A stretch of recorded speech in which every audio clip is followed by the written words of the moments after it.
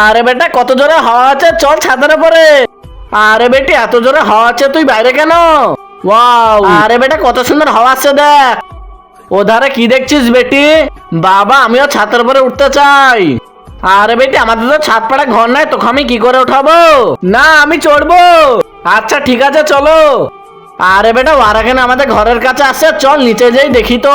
আরে ম্যাডাম যে আমার বেটি বলছে ছাদের উপরে উঠবো, কিন্তু আমাদের ছাদ নাই, আমার বেটিকে ছাদের উপরে উঠালাম। আরে এটা কাউদের ছাদ নাই, আমাদের ছাদ যাকে থেকে উঠা লেবো নাকি?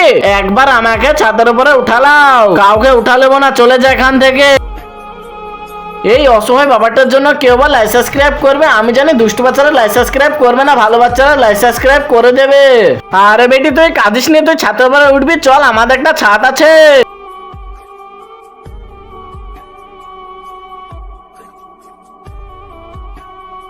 আরে মাম্মি ওই ধারে তাকাও। বাবা আমাকে যাই মজা লাগছে। বাবা আমাদেরও নতুন ছাদ হয়ে গেছে।